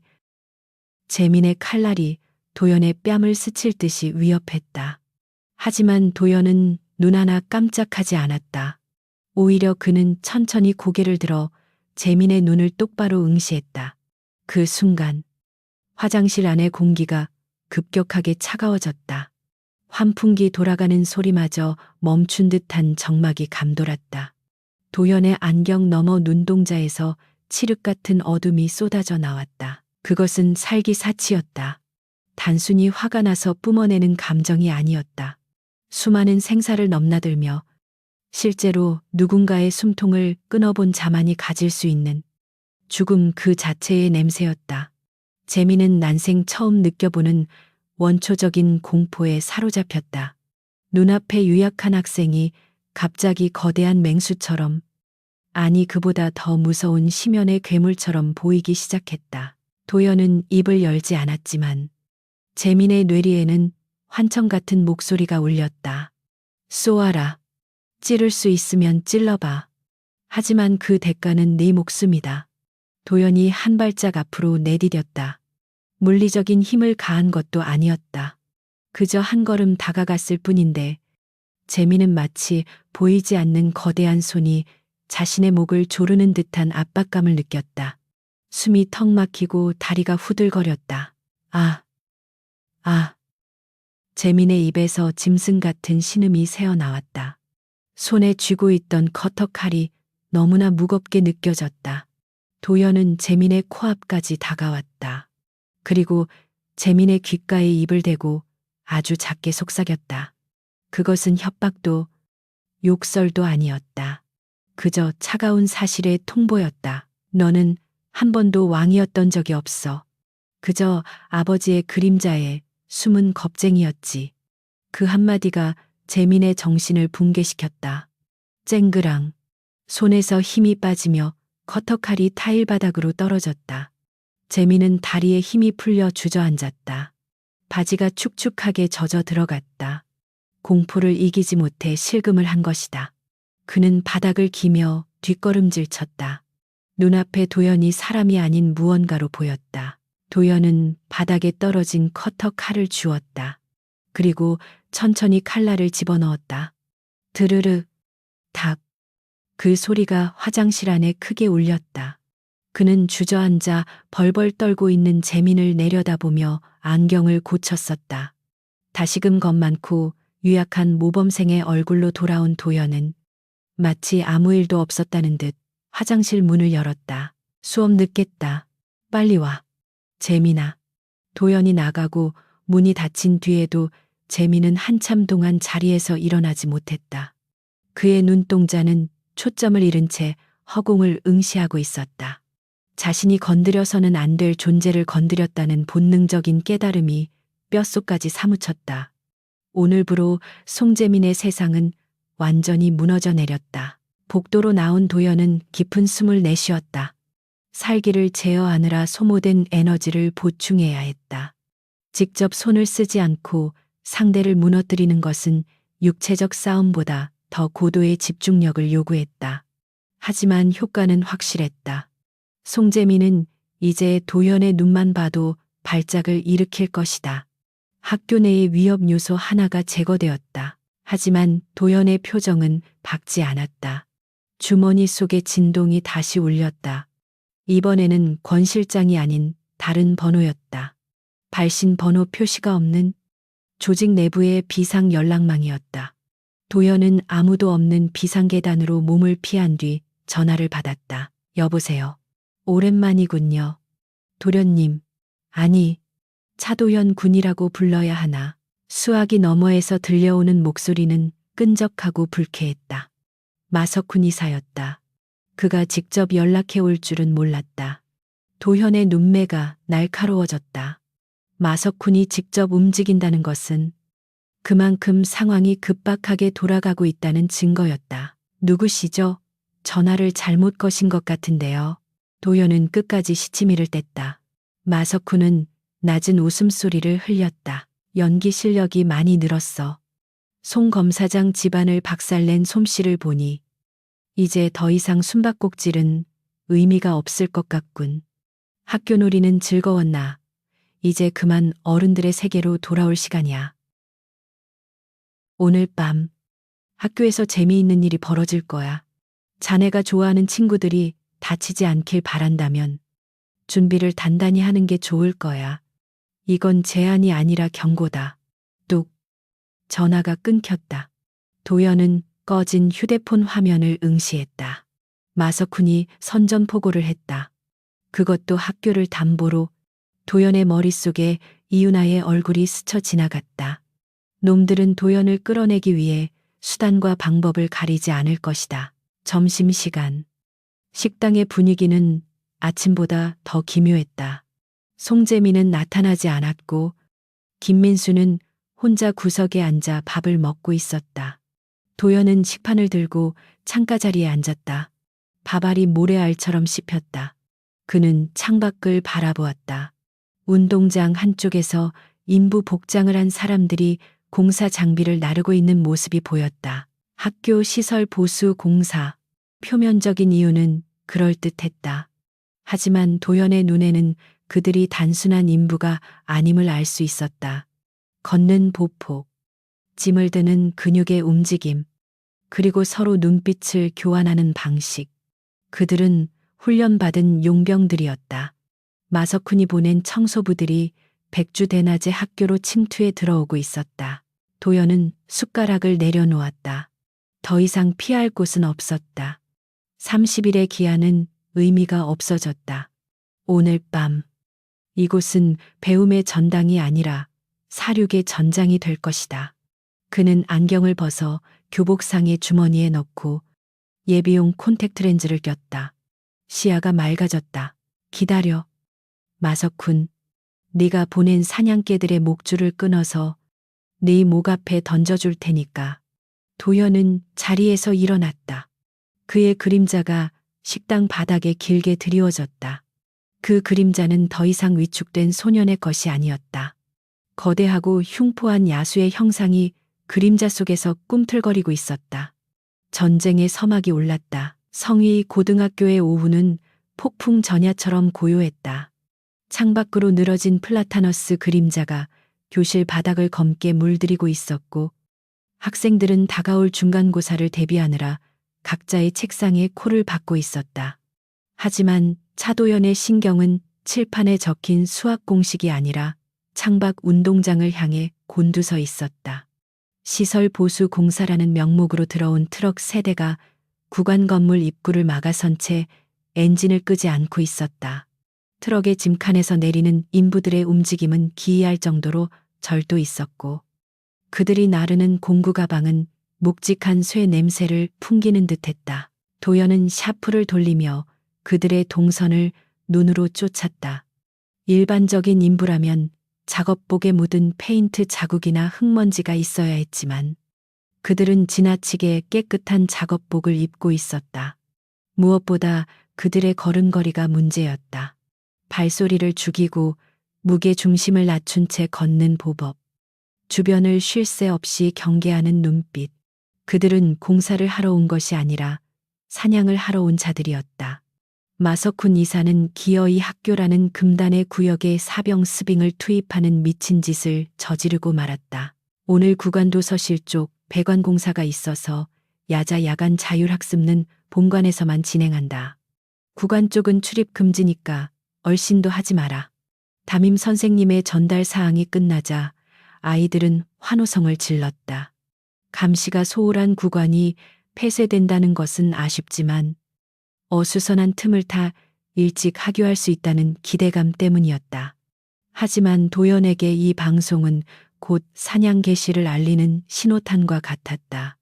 놈들은 목격자를 최소화하고 도연을 고립시키기 위해 판을 짜고 있었다.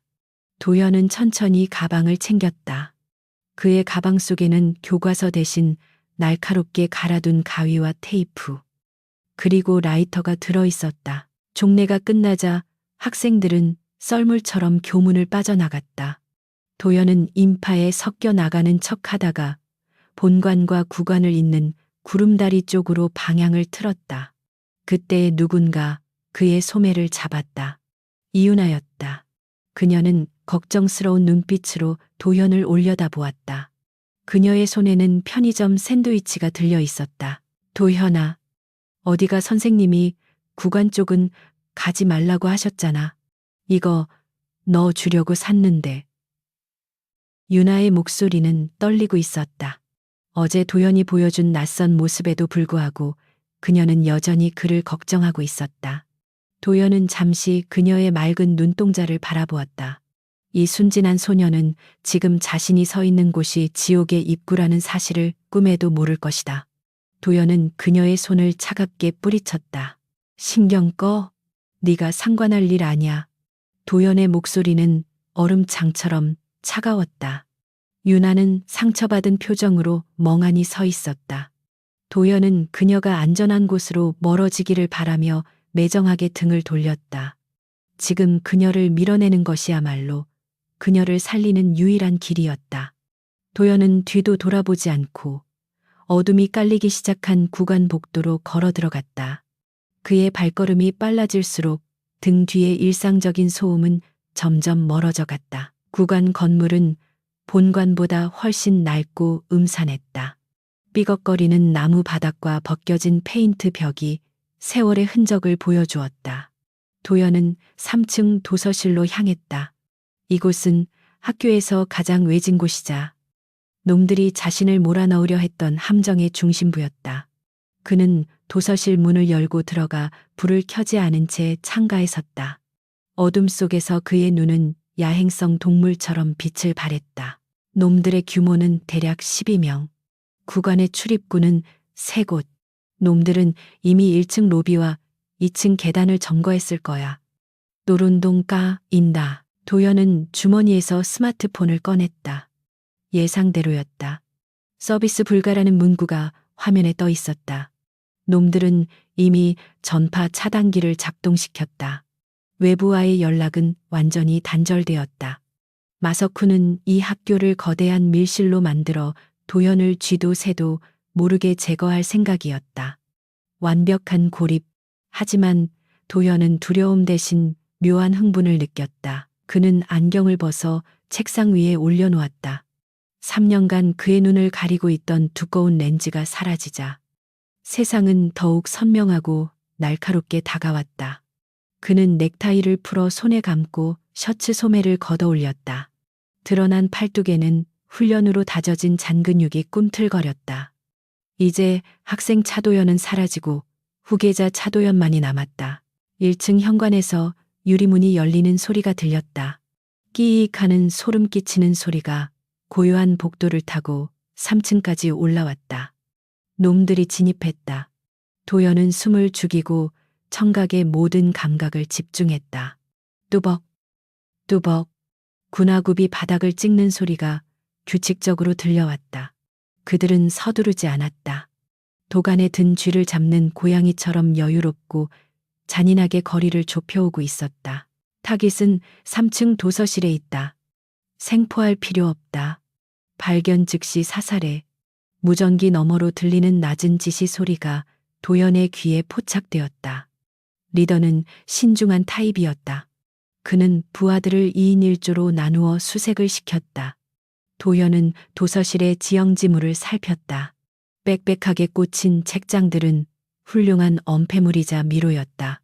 그는 가장 구석진 서가 뒤로 몸을 숨겼다. 잠시 후 도서실 문이 조심스럽게 열렸다. 2명의 남자가 소음기 장착된 권총을 들고 들어왔다. 그들의 얼굴은 검은 마스크로 가려져 있었지만 눈빛만은 살기로 번들거렸다. 그들은 서로 수신호를 교환하며 좌우로 갈라져 서가 사이를 수색하기 시작했다. 도연은 숨을 멈추고 자신의 심장 박동 소리조차 제어했다. 왼쪽으로 다가오던 남자가 도연이 숨어있는 서가 앞을 지나갔다. 남자의 등 뒤가 무방비하게 노출되었다. 도연은 그 찰나의 순간을 놓치지 않았다. 그는 그림자처럼 소리 없이 튀어나가 남자의 입을 틀어막고 목덜미를 강타했다. 읍짧은 신음과 함께 남자가 기절하며 무너져 내렸다. 도연은 쓰러지는 남자의 몸을 부드럽게 받아내어 소음을 최소화했다. 하지만 그 미세한 기척을 다른 한 명이 눈치챘다.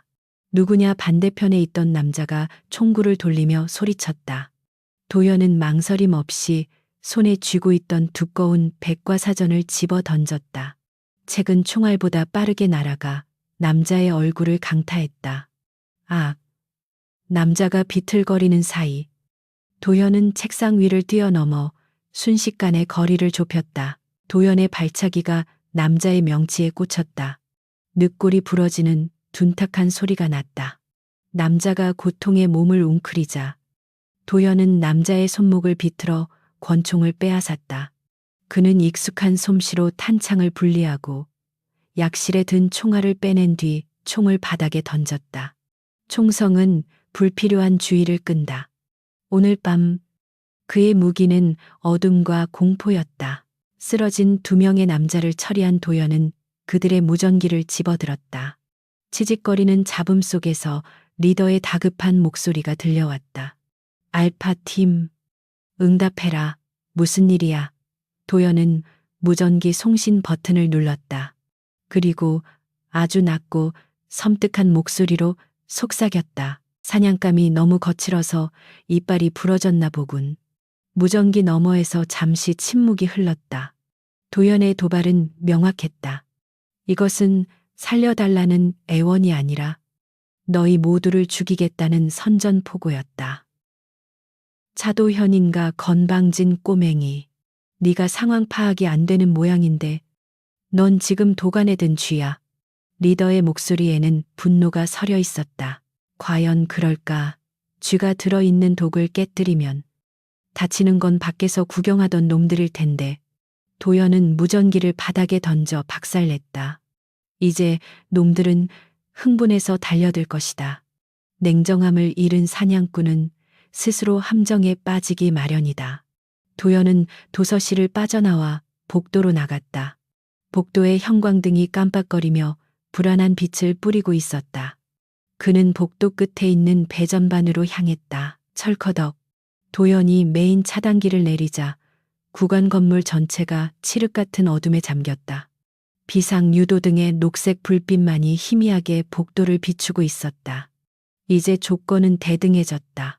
아니, 어둠에 익숙한 도연에게 훨씬 유리한 전장이 되었다. 그때 아래층에서 웅성거리는 소리와 함께 다급한 발소리가 들려왔다. 놈들이 3층으로 몰려오고 있었다. 도연은 복도 중간에 있는 과학실로 몸을 피했다. 과학실에는 각종 실험 도구와 약품들이 가득했다. 그의 눈에 알코올 램프와 염산병이 들어왔다. 학교라는 공간에 있는 모든 것이 그의 무기가 될 수 있었다. 도연은 과학실 문을 살짝 열어두고 문 위에 양동이를 올려두었다. 그리고 바닥에는 식용유 대신 왁스를 듬뿍 뿌려두었다. 유치해 보이지만 실전에서 가장 효과적인 것은 원초적인 함정이다. 그는 실험실 안쪽 어둠 속에 몸을 숨기고 호흡을 골랐다. 뱀이 또아리를 틀고 먹이를 기다리듯 그는 차분하게 기다렸다. 조심해. 놈이 불을 껐다. 야투경, 야간 투시경을 착용해. 복도에서 리더의 지시가 들렸다. 야간 투시경까지 준비했다니. 마석훈이 꽤나 공을 들인 모양이었다.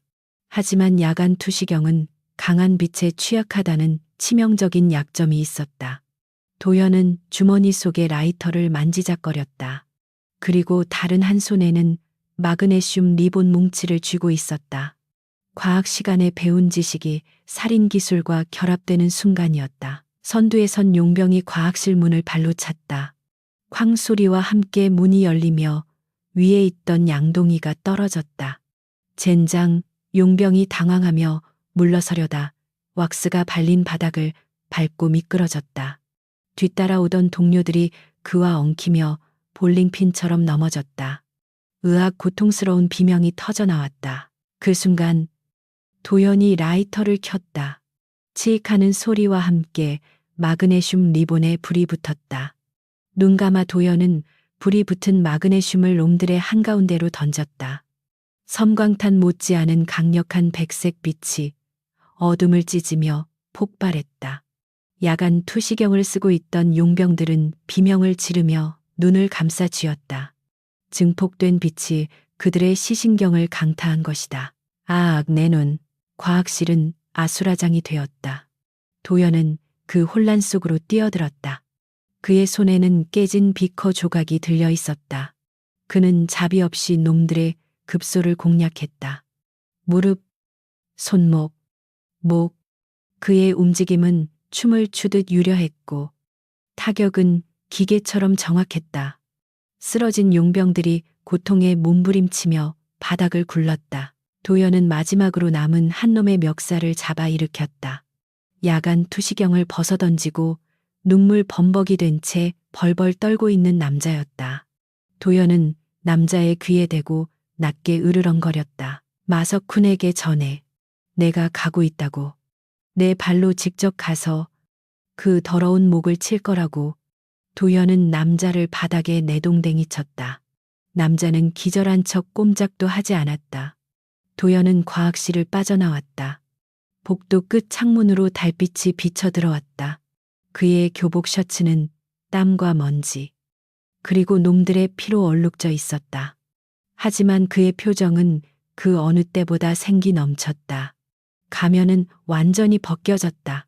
그는 깨진 창문 너머로 본관을 바라보았다. 멀리서 경찰차 사이렌 소리가 희미하게 들려오고 있었다. 누군가가 신고한 모양이었다. 아마도 권 실장이 손을 썼을 것이다. 이제 판은 커질 대로 커졌다. 마석훈은 경찰이 도착하기 전에 증거를 인멸하고 도망쳐야 할 것이다. 하지만 도연은 놈을 그냥 보내줄 생각이 없었다. 그는 계단 난간을 타고 1층으로 내려갔다. 로비에는 아직 처리하지 못한 잔챙이들이 남아있을 것이다.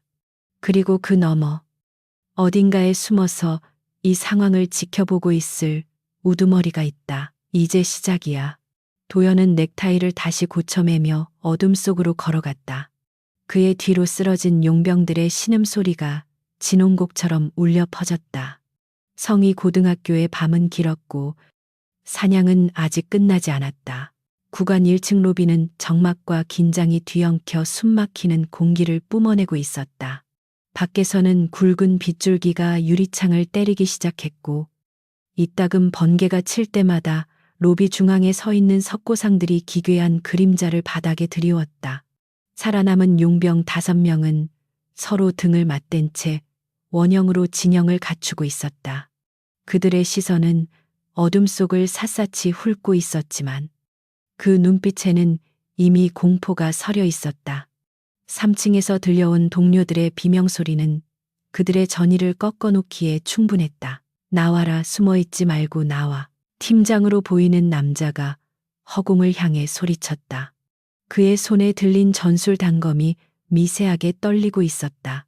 총기 사용은 금지된 상황에서 보이지 않는 적을 상대해야 하는 그들의 심리적 압박감은 극에 달해 있었다.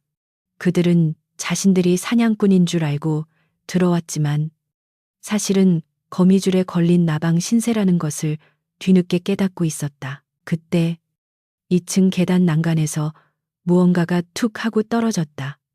용병들의 시선이 일제히 그곳으로 쏠렸다.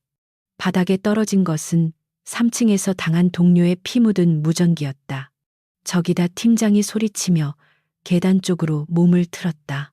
하지만 그것은 도연이 던진 미끼였다. 그들의 주의가 분산된 찰나의 순간 반대편 어둠 속에서 도연이 튀어나왔다. 도연의 움직임은 물리법칙을 거스르는 듯했다. 그는 바닥을 미끄러지듯 달려와 가장 뒤쪽에 있던 용병의 오금을 걷어찼다. 컥 용병이 자세가 무너지며 앞으로 고꾸라지자 도연은 그의 목을 팔로 감아 조르며 인간 방패로 삼았다. 다른 용병들이 당황하여 주춤하는 사이 도연은 방패로 삼은 용병을 그들에게 밀어 던지고는 그림자 속으로 다시 사라졌다. 젠장, 흩어지지 마, 뭉쳐. 팀장이 고함을 질렀지만 이미 진영은 무너져 있었다. 도연은 혼란을 틈타 유령처럼 그들의 사각지대를 파고들었다. 우측에 있던 용병이 단검을 휘둘렀지만 도연은 고개를 살짝 숙여 피한 뒤 용병의 손목을 잡아 반대 방향으로 꺾어버렸다. 뼈가 어긋나는 끔찍한 소리가 로비에 울려 퍼졌다. 도연은 비명을 지르는 용병의 명치를 주먹으로 가격해 기절시켰다. 이제 남은 건 셋. 도연은 안경을 벗어 주머니에 넣었다. 시야를 가리는 장애물이 사라지자 그의 동체 시력은 극한으로 치솟았다. 빗줄기 소리, 번개의 섬광, 놈들의 거친 호흡 소리가 마치 슬로우 모션처럼 느껴졌다. 그는 입가에 서늘한 미소를 띄었다. 이것은 싸움이 아니었다. 일방적인 도살이었다. 남은 2명의 용병이 동시에 달려들었다. 한 명은 위를, 한 명은 아래를 노리는 협공이었다. 꽤나 숙련된 연계 플레이였지만 도연에게는 어린아이의 장난처럼 보였다. 도연은 몸을 비틀어 위쪽 공격을 흘려보낸 뒤 아래를 노리는 자의 정수리를 팔꿈치로 찍어 눌렀다. 묵직한 타격음과 함께 공격자가 바닥에 처박혔다. 동시에 도연은 회전하며 뒤돌려차기로 남은 한 명의 턱을 정확히 가격했다. 턱뼈가 부서지는 소리와 함께 남자는 허공에 붕 떴다가 석고상 위로 떨어졌다. 와장창 소리를 내며 석고상이 산산조각 났다. 순식간에 4명이 무력화되었다. 로비에는 이제 팀장과 도연, 단둘만이 남았다. 팀장은 믿을 수 없다는 표정으로 뒷걸음질 쳤다. 정보에 따르면 타깃은 그저 운동신경이 좀 좋은 고등학생일 뿐이었다. 하지만 눈앞의 이 괴물은 특수부대 출신인 자신들조차 반응할 수 없는 속도와 기술을 가지고 있었다. 팀장은 본능적으로 깨달았다. 이놈은 업계 사람이다. 그것도 최상위 포식자. 너 정체가 뭐냐? 팀장이 식은땀을 흘리며 물었다. 도연은 대답 대신 천천히 걸어갔다. 번개가 칠 때마다 그의 얼굴이 번쩍이며 드러났다. 피 묻은 하얀 와이셔츠, 풀어헤친 넥타이, 그리고 감정 없는 차가운 눈동자. 그것은 인간의 형상을 한 악마, 야차의 모습이었다. 질문은 내가 한다. 도연의 목소리는 낮고 건조했다. 팀장은 단검을 고쳐쥐며 최후의 발악을 준비했다. 죽어. 그가 괴성을 지르며 도연의 목을 향해 찌르기를 시도했다. 단순하지만 빠르고 치명적인 일격이었다. 하지만 도연은 피하지 않았다. 그는 맨손으로 날아오는 칼날을 잡아챘다. 아니, 정확히는 칼날의 옆면을 손바닥으로 천의 궤적을 틀었다. 팀장의 중심이 앞으로 쏠리자 도연은 그의 손목을 낚아채 비틀고 동시에 무릎으로 복부를 강타했다. 컥. 팀장이 숨을 헐떡이며 무릎을 꿇었다. 도연은 그의 머리채를 잡아 자신의 눈높이로 들어 올렸다. 팀장의 눈동자에 공포가 가득 찼다. 마석훈이 시켰나? 도연이 물었다. 팀장은 고통 속에서도 입을 다물었다. 프로로서의 마지막 자존심인 듯 했다. 도연은 궤 하고 혀를 찼다. 그는 잡고 있던 팀장의 손목에 힘을 주었다. 우드득 소리가 나며 손가락 뼈가 으스러졌다. 팀장의 입에서 짐승 같은 비명이 터져 나왔다. 말해? 마석훈이 어디에 있지? 본사. 오늘 밤 이 사회. 거기서. 팀장은 고통을 이기지 못하고 실토했다. 도연은 만족스러운 듯 손을 놓았다. 팀장은 바닥에 쓰러져 거칠게 숨을 몰아쉬었다. 도연은 쓰러진 팀장의 주머니를 뒤져 스마트폰을 꺼냈다. 잠금이 걸려 있었지만 팀장의 지문을 이용해 가볍게 풀었다. 도연은 통화 목록을 확인했다. 가장 최근 통화 기록은 VIP라고 저장된 번호였다. 마석훈이었다. 도연은 그 번호로 영상 통화를 걸었다. 신호음이 몇 번 울리더니 화면이 켜졌다. 고급스러운 회의실을 배경으로 마석훈의 얼굴이 나타났다. 그는 승리의 소식을 기대하는 듯 미소 짓고 있었다. 하지만 화면에 비친 것은 처참하게 쓰러진 용병들과 피투성이가 된 채 널브러진 팀장의 모습이었다. 마석훈의 미소가 순식간에 굳어졌다. 카메라 앵글이 돌아가며 도연의 얼굴을 비췄다. 빗물과 피로 젖은 도연은 카메라를 향해 섬뜩하게 웃어 보였다. 선물은 마음에 드십니까? 이사님, 내 놈이 어떻게? 마석훈은 당황하여 말을 잇지 못했다. 도연은 차갑게 말을 이었다. 기다리세요. 지금 갑니다. 제 자리를 찾으러. 도연은 통화를 끊고 스마트폰을 바닥에 던져 박살냈다. 이제 돌이킬 수 없다. 그는 오늘 밤 흥년의 왕좌를 되찾을 것이다. 도연은 옷매무새를 다듬었다. 찢어진 셔츠와 피 얼룩은 훈장처럼 보였다. 그는 로비를 나서려 했다. 그때 로비 구석 청소 도구함 쪽에서 덜커덕거리는 소리가 들렸다. 도연의 고개가 날카롭게 돌아갔다. 아직 남은 쥐새끼가 있는 건가? 그는 소리 없이 다가가 도구함 문을 열어젖혔다. 그곳에는 예상치 못한 인물이 웅크리고 있었다. 송재민이었다. 그는 오늘 낮에 도연에게 당한 분풀이를 하려고 몰래 학교에 남았다가 이 모든 광경을 목격한 것이었다.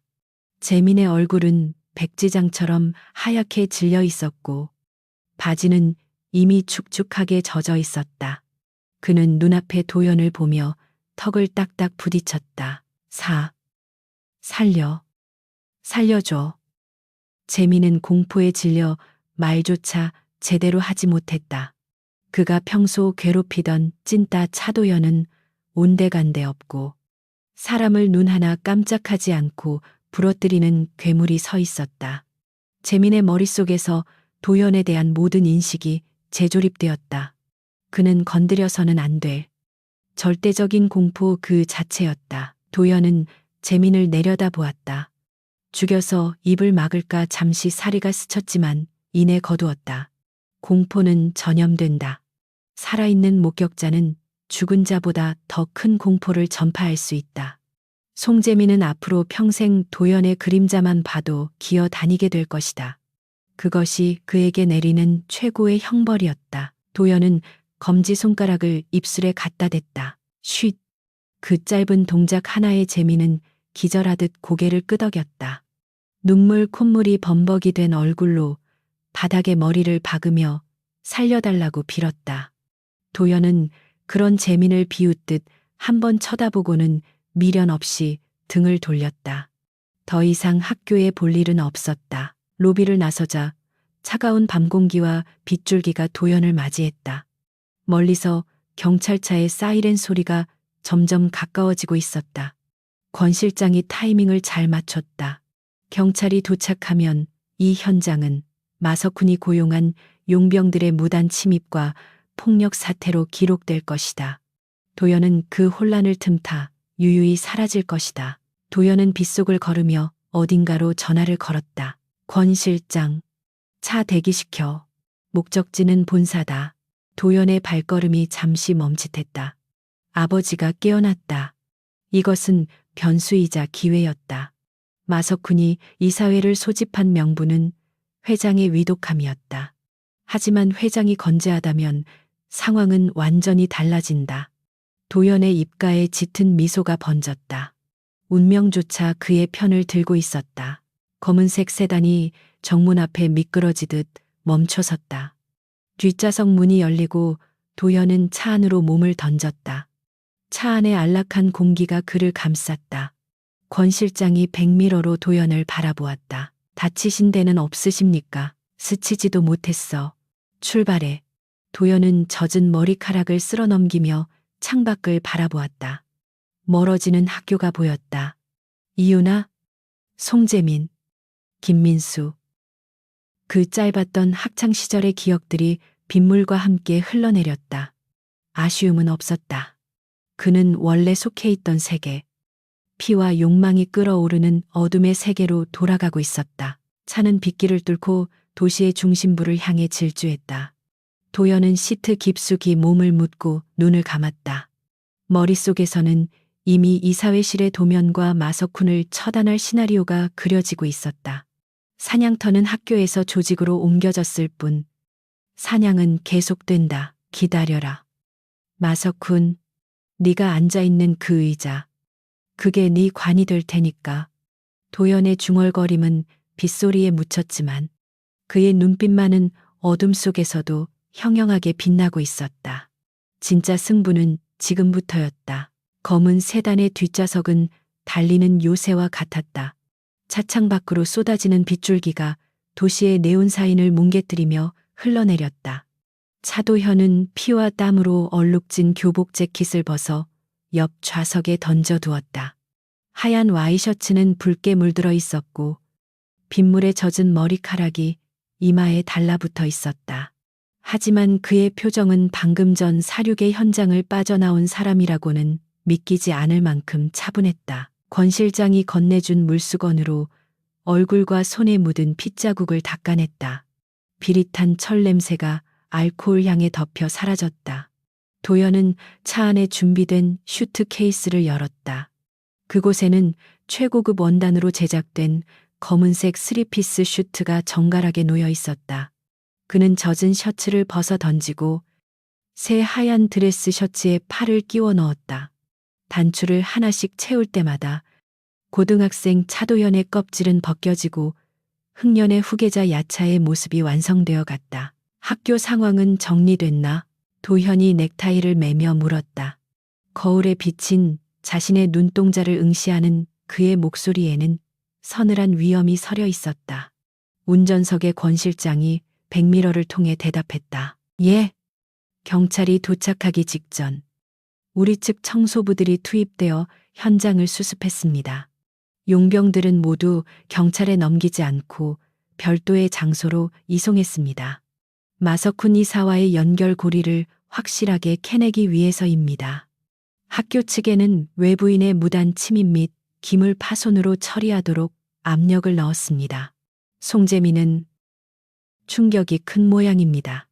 경찰이 도착했을 때 청소 도구함 앞에서 발견되었는데 횡설수설하며 괴물이라는 말만 반복하고 있다고 합니다. 병원으로 이송되었지만 정신적인 외상이 심각해 당분간 정상적인 생활은 불가능할 것으로 보입니다. 도현은 넥타이 매듭을 끝까지 조였다. 송재민의 몰락은 예정된 수순이었다. 그는 자신의 오만함이 불러온 공포에 스스로 잡아먹힌 것이다. 도현은 재킷을 걸치고 소매 끝을 정돈했다. 이제 학교라는 작은 연못은 그의 관심 밖이었다. 그가 향하는 곳은 진짜 식인 상어들이 우글거리는 대양이었다. 본사 상황은 심각합니다. 마석훈 이사가 긴급 이사회를 소집했습니다. 안건은 회장 유고에 따른 비상경영체제 전환 및 신임 대표이사 선출입니다. 회장님께서 깨어나셨다는 정보는 아직 차단된 상태지만 마 이사가 병원 쪽에 심어둔 첩자들이 눈치채는 건 시간 문제입니다. 그는 오늘 밤 안으로 조직을 장악하려 할 겁니다. 차는 빗길을 뚫고 강남의 중심부를 향해 질주했다. 잠시 후 어둠 속에서 거대한 마천루가 모습을 드러냈다. 흥년그룹의 본사, 블랙 로터스 타워였다. 칠흑 같은 외벽 유리가 빗물을 머금고 번들거렸고 건물 주변에는 평소보다 훨씬 많은 수의 경호 인력이 배치되어 있었다. 그들은 모두 마석훈이 사병처럼 부리는 놈들이었다. 정문 돌파는 위험합니다. 지하 주차장 VIP 통로를 이용하시겠습니까? 권 실장이 물었다. 하지만 도연은 고개를 저었다. 아니, 정문으로 간다. 하지만 도련님, 놈들이 입구를 막고 있을 겁니다. 무력 충돌이 일어날 수도 있습니다. 숨어서 들어가는 건 쥐새끼들이나 하는 짓이야. 주인은 대문을 열고 들어가는 법이지. 차 세워. 도연의 명령은 단호했다. 권 실장은 더 이상 토를 달지 않고 핸들을 꺾었다. 세단이 미끄러지듯 본사 정문 로비 앞에 멈춰섰다. 쏟아지는 폭우 속에서 정문을 지키던 건장한 사내들이 긴장한 표정으로 차를 에워쌌다.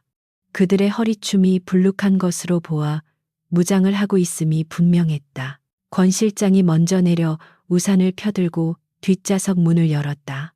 도연은 구두 끝을 빗물 고인 아스팔트 위에 내디뎠다. 그가 차에서 내리자 주변의 공기가 일순간 무겁게 내려앉았다. 완벽하게 재단된 슈트, 빗물을 튕겨내는 듯한 날카로운 기세, 안경을 벗은 그의 맨 얼굴은 숨막힐 듯한 카리스마를 뿜어내고 있었다. 누구냐? 지금 본사는 출입 통제 중이다. 당장 차 돌려. 경비대장이 곤봉을 들이대며 소리쳤다. 그는 도연의 얼굴을 알아보지 못한 듯했다. 3년 동안의 은둔 생활, 그리고 덥수룩한 머리와 안경으로 가려졌던 도연의 진짜 모습을 아는 말단 조직원은 거의 없었다. 권 실장이 나서려 했지만 도연이 손을 들어 제지했다. 도연은 말없이 경비대장 앞으로 걸어갔다. 빗줄기가 우산 밖으로 들이쳤지만 그는 개의치 않았다. 경비대장은 자신보다 체격은 작지만 압도적인 살기를 내뿜는 청년의 기세에 눌려 저도 모르게 뒷걸음질 쳤다. 비키라고 말하지 않겠다. 뚫을 테니까. 도연의 말이 떨어지기가 무섭게 경비대장이 곤봉을 휘둘렀다. 하지만 그 궤적은 너무나 뻔했다. 도연은 고개를 살짝 까딱해 피한 뒤 대장의 명치를 주먹으로 꽂아 넣었다. 컥 외마디 비명과 함께 거구의 사내가 바닥에 고꾸라졌다. 순식간에 벌어진 일이었다. 주변에 있던 10여 명의 경호원들이 일제히 달려들었다. 권 실장이 품에서 삼단봉을 꺼내려 했지만 도연이 더 빨랐다. 빗속에서의 난투극. 도연의 움직임은 춤을 추듯 유려했다. 그는 빗물에 미끄러지는 바닥을 역이용해 상대의 중심을 무너뜨리고 관절기를 이용해 팔다리를 꺾어버렸다. 타격음이 빗소리에 묻혔다. 도연은 쓰러진 적의 멱살을 잡아 방패로 삼고 달려드는 놈들의 급소를 정확히 가격했다. 그의 손에 들린 것은 아무것도 없었지만 그의 전신이 흉기였다. 5분도 채 되지 않아 로비 앞은 신음하는 사내들로 가득 찼다. 빗물이 그들이 흘린 피와 섞여 붉게 흘러내렸다. 도연은 옷매무새를 가다듬었다. 빗물에 젖은 머리카락을 쓸어 넘기며 쓰러진 자들을 내려다보았다. 다시는 내 앞길을 막지 마라. 그제야 쓰러진 자들의 눈에 공포와 함께 깨달음이 스쳤다. 저 압도적인 무력, 그리고 권 실장이 모시는 인물, 전설로만 듣던 그분이 돌아온 것이다. 도현은 회전문 안으로 걸어 들어갔다. 로비 안은 적막했다. 안내 데스크의 직원들이 겁에 질린 표정으로 그를 바라보았다. 도현은 엘리베이터 앞으로 향했다. 권 실장이 따라붙으며 버튼을 눌렀다. 최상층, 대회의실, 숫자가 붉게 빛났다. 엘리베이터가 내려오는 동안 도연은 젖은 재킷을 벗어 권 실장에게 건넸다. 와이셔츠 소매가 피와 빗물로 얼룩져 있었지만 그것은 오히려 야수적인 매력을 더해 주었다. 마석훈은 지금 회의를 시작했을 겁니다. 이사들을 협박하고 회유해서 이미 과반수의 표를 확보했을지도 모릅니다. 상관없어. 숫자는 중요하지 않아. 중요한 건 명분과 힘이지. 딩동. 엘리베이터 문이 열렸다. 도연은 거울을 보며 마지막으로 표정을 점검했다. 학교에서 보여주던 어리숙한 표정은 온데간데 없었다.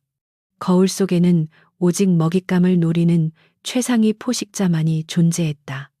그는 깊은 숨을 들이마셨다가 천천히 내뱉었다. 가자. 엘리베이터가 고속으로 상승했다. 기압 차이로 귀가 먹먹해졌다. 도연은 눈을 감고 지난 3년의 시간을 회상했다. 아버지의 지시로 숨죽여 살아야 했던 시간들, 친구들에게 멸시받고 선생님에게 무시당하며 매일 밤 샌드백을 치며 울분을 삼켰던 날들, 그 모든 인내의 시간이 오늘 이 순간을 위한 담금질이었다. 최상층에 도착하자 문이 열렸다. 복도에는 마석훈의 최정예 경호원들이 늘어서 있었다. 그들은 엘리베이터에서 내리는 도연을 보고 당황했다.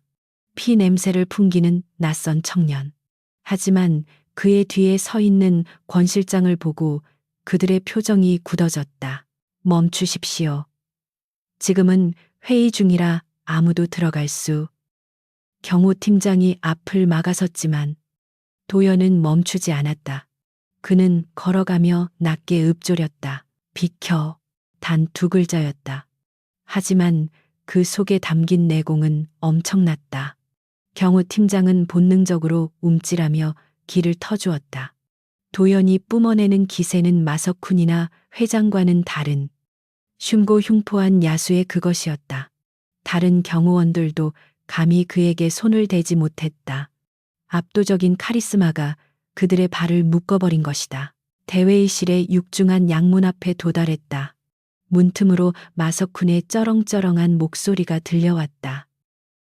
따라서 병석에 누워 계신 회장님을 대신해 조직을 이끌 새로운 리더가 필요합니다.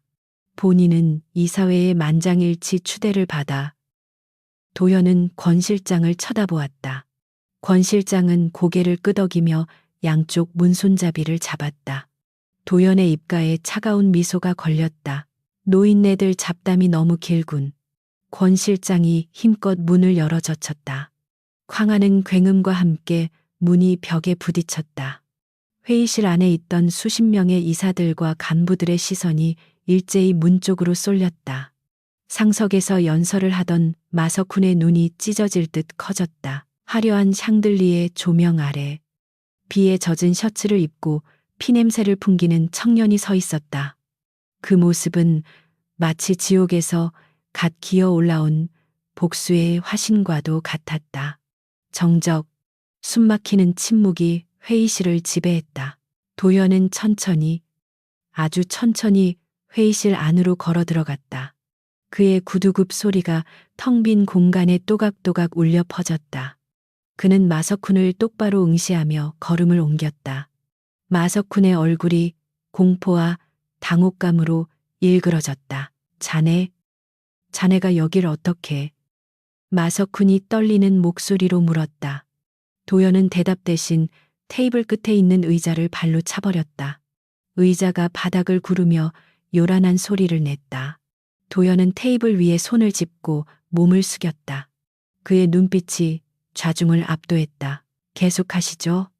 이사님, 새로운 리더가 필요하다고 하셨습니까? 도연의 시선이 마석훈에게서 멈추지 않고 둘러앉은 이사들을 하나하나 훑었다. 배신자들의 눈동자가 흔들렸다. 제가 그 자리에 대해 할 말이 좀 있는데. 도연은 젖은 머리를 쓸어 넘기며 섬뜩하게 웃었다. 이제 판은 뒤집혔다. 쥐새끼들이 설치던 무대에 진짜 주인이 등장했다. 가면 무도회는 끝났다. 이제부터는 피해 숙청이 시작될 시간이었다. 대회의실의 공기는 납처럼 무거웠다. 빗물에 젖은 차도연이 내딛는 걸음마다 질척이는 소리가 정막을 깨트렸다. 값비싼 슈트를 차려입은 이사들은 쥐 죽은 듯 침묵했다. 그들은 본능적으로 감지했다. 눈앞에 서 있는 피 젖은 청년이 뿜어내는 기운은 그들이 평생 쌓아올린 돈과 권력 따위로는 결코 막아설 수 없는 원초적인 포식자의 살기라는 것을. 도연은 회의실 중앙을 가로질러 마석훈이 서 있는 상석을 향해 천천히 다가갔다. 그의 시선은 단 한 번도 흔들리지 않고 마석훈의 미간을 겨누고 있었다. 마석훈은 마른 침을 삼켰다. 수많은 산전수전을 겪으며 이 자리에 올랐지만 저토록 투명하고 깊은 사리를 마주한 적은 없었다. 다리가 후들거리는 것을 들키지 않기 위해 그는 테이블을 꽉 움켜쥐었다. 경비실. 당장 이 미친놈을 끌어내. 마석훈이 찢어지는 목소리로 고함을 질렀다. 하지만 문 밖을 지키고 있던 그 어떤 경호원도 움직이지 않았다. 문가에 서 있던 권진수 실장이 묵직한 목소리로 입을 열었다. 본사의 모든 보안 병력은 현재 적법한 후계자의 지휘 통제하에 들어갔습니다. 이곳에 이사의 명령을 따르는 개는 단 한 마리도 없습니다. 권 실장의 선언은 사형 선고와도 같았다. 이사들의 눈동자가 급격하게 흔들렸다. 대세가 기울었음을 감지한 눈치 빠른 몇몇은 슬그머니 시선을 아래로 깔았다. 마석훈의 얼굴이 불그락부르락 변했다. 그는 자신의 권위가 한순간에 무너져 내리는 것을 참을 수 없었다. 적법한 후계자 웃기지 마라. 이놈은 그저 어린애일 뿐이야. 회장님이 쓰러지신 틈을 타 회사를 집어삼키려는 가짜라고. 마석훈은 마지막 발악처럼 책상 위에 놓인 서류 뭉치를 집어던졌다. 종이들이 허공에 흩날리며 도연의 앞을 가로막았다. 하지만 도연은 눈 하나 깜짝하지 않고 그 종이 눈보라를 뚫고 걸어왔다. 그리고 마석훈의 바로 코앞에 멈춰 섰다. 빗물 섞인 피냄새가 마석훈의 코를 찔렀다. 가짜라. 도연이 낮게 읊조렸다. 그는 품 안에서 무언가를 꺼내 마석훈이 짚고 있던 테이블 위에 툭 던졌다. 박살난 스마트폰이었다. 액정은 깨져 있었지만 뒷면에 새겨진 일련 번호는 선명했다. 마석훈의 동공이 지진이 난 듯 흔들렸다. 그것은 그가 고용한 용병 팀장에게 지급했던 비밀폰이었다. 당신이 학교로 보낸 사냥개들이 전해달라더군. 주인의 목줄을 끊어달라고. 도연의 목소리는 회의실 전체에 울려 퍼질 정도로 또렷했다. 이사들이 웅성거리기 시작했다. 학교에 용병을 보냈다는 사실은 조직 내부에서도 금기시되는 하책 중의 하책이었다.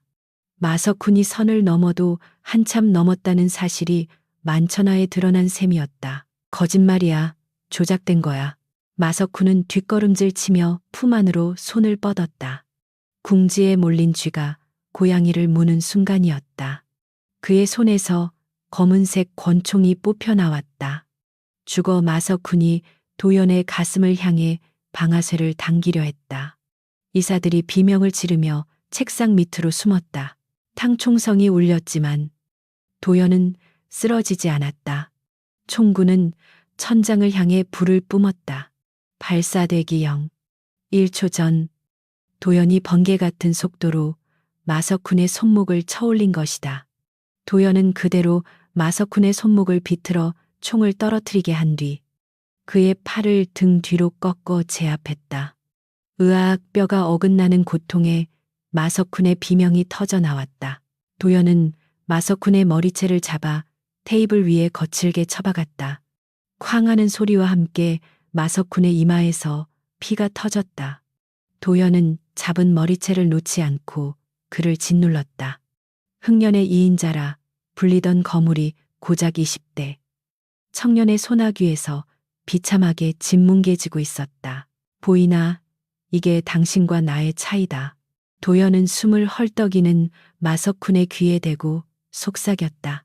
당신은 권력을 빌려 힘을 쓰지만 나는 힘으로 권력을 만든다.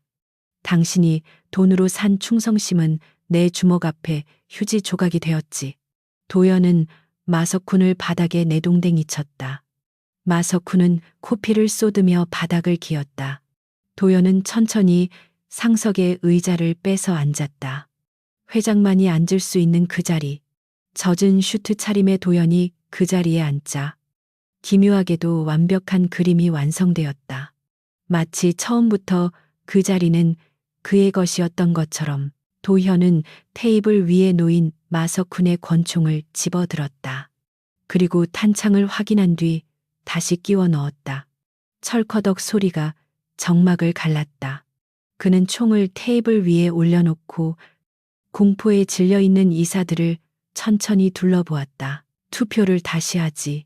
도연의 목소리는 차분했지만 절대적인 명령조였다. 마석훈을 따를 자는 지금 일어나서 나가라. 단, 나가는 문은 지옥으로 연결되어 있을 거다. 아무도 움직이지 않았다. 숨소리조차 들리지 않을 정도였다. 그들은 알고 있었다. 지금 도연의 눈빛은 연기가 아니었다. 그는 정말로 방아쇠를 당길 준비가 되어 있었다. 마석훈과 결탁했던 이사들의 얼굴은 시체처럼 창백해졌고 중립을 지키던 이들은 안도의 한숨을 내쉬며 고개를 숙였다. 반대가 없다면 만장일치로 가결된 것으로 알겠습니다. 권 실장이 재빠르게 상황을 정리했다. 그는 미리 준비해둔 회의록을 꺼내 도연 앞에 놓았다. 도연은 펜을 들어 서명했다. 차도연. 그 세 글자가 적히는 순간 흑년의 주인은 공식적으로 바뀌었다. 쿠데타는 실패했고 왕은 귀환했다. 도연은 바닥에 쓰러져 신음하는 마석훈을 내려다보았다. 권 실장, 이 자를 지하로 데려가 조직의 법도에 따라 처리해. 단, 쉽게 죽이지는 마. 아버지가 깨어나시면 직접 처분을 내리실 수 있게 살려만 둬. 예, 알겠습니다. 권 실장의 신호에 대기하고 있던 건장한 보안 요원들이 들어와 마석훈을 개처럼 끌고 나갔다. 마석훈은 끌려나가면서도 저주를 퍼부었지만 도연은 그에게 눈길조차 주지 않았다. 패배자의 울부짖음은 승리자의 귀에 그저 소음일 뿐이었다. 마석훈이 사라지자 회의실에는 무거운 침묵만이 남았다. 도연은 의자 등받이에 몸을 기댔다. 긴장이 풀리면서 피로가 몰려왔지만 그는 내색하지 않았다. 지금부터가 진짜 시작이었다. 그는 테이블에 둘러앉은 이사들을 향해 손가락을 까딱였다. 자, 이제 내부 청소를 시작해 볼까? 마이사에게 줄을 섰던 분들. 자수하여 광명 찾는 게 좋을 텐데. 도연의 말에 서너 명의 이사가 털썩 주저앉으며 울음을 터뜨렸다. 그들은 바닥에 머리를 조아리며 충성을 맹세했다. 비굴하고 역겨운 광경이었다. 도연은 무표정하게 그들을 바라보았다. 공포로 지배하는 것은 쉽지만 존경으로 지배하는 것은 어렵다. 하지만 지금 흥년에게 필요한 것은 자비로운 군주가 아니라 잔혹한 폭군이었다. 기회는 한 번뿐이다. 내일부터 조직의 모든 장부를 감사한다. 10원 한 장이라도 비는 게 나오면 그땐 내 손이 아니라 법이 당신들을 심판하게 할 거야. 물론 그 법보다 내 주먹이 더 빠르겠지만. 도연은 자리에서 일어났다. 이사들이 일제히 기립하여 고개를 숙였다. 90도의 폴더 인사. 학교에서 도연이 일진들에게 했던 그 인사를 이제는 대한민국 암흑가의 거물들이 도연에게 하고 있었다. 아이러니하고도 통쾌한 순간이었다. 도연은 창가로 다가갔다. 블라인드 사이로 서울의 야경이 내려다 보였다. 비는 그쳐가고 있었지만 도시는 여전히 젖어 있었다. 유리창에 비친 자신의 얼굴을 보았다. 피칠갑을 한 괴물. 하지만 그 눈빛만은 그 어느 때보다 맑고 선명했다. 권 실장. 예. 회장님. 권 실장의 호칭이 자연스럽게 바뀌었다. 도연은 그 호칭이 낯설면서도 익숙하게 느껴졌다. 송재민 집안 건은 어떻게 됐지? 송영태 검사장은 이미 긴급 체포되었습니다. 뇌물수수와 직권남용, 그리고 조직폭력배와의 결탁 혐의입니다. 증거가 너무 명확해서 빠져나갈 구멍은 없습니다. 언론에도 이미 대서특필되고 있습니다. 좋아. 뿌리를 뽑았으니 다시는 자라나지 않겠지. 도연은 창밖을 향해 손을 뻗었다. 손바닥 안에 거대한 도시가 들어오는 것 같았다. 그는 주먹을 꽉 쥐었다. 이제 그는 그림자 속에 숨은 학생이 아니었다. 이 거대한 정글의 정점에 선 포식자였다.